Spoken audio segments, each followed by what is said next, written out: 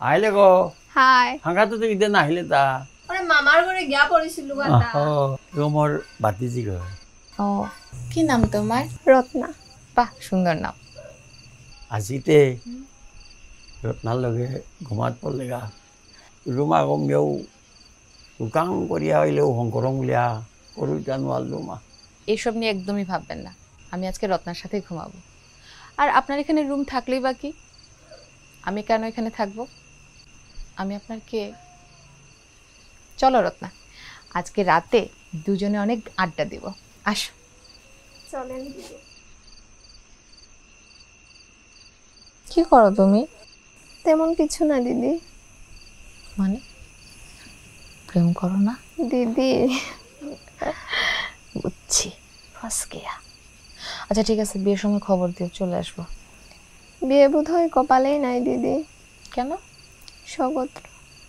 স্বগোত্র মানে কি? আপনি হয়তো বুঝবেন না। বাবা রত্না, তোমার চেহারার সাথে আমার একটা চেহারার মিল আছে, খেয়াল করছো? কই না তো। আছে। আর এটা তো ইলজিক্যাল কিছু না, তুমি হচ্ছে গুরুজির ভাতিজি আর আমি। ঠিক আছে, অনেক রাত হয়েছে, ঘুমাও। ঘুমে থাইলে ওমন যার গাতর জন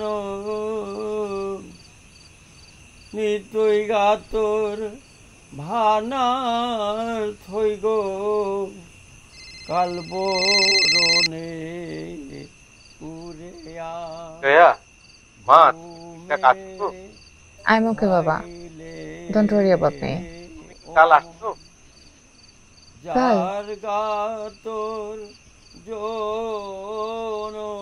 আচ্ছা বাবা, কাল বরণে উড়ে মানে কি?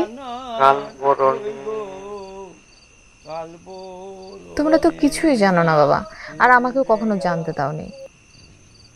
কেন বাবা? জয়া জয়া মামুনি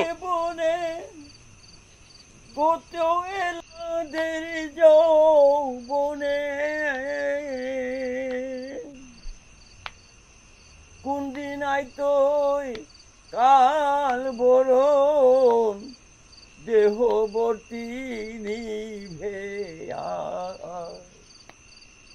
নিতই গাতর ভানার থই গো কাল বরণে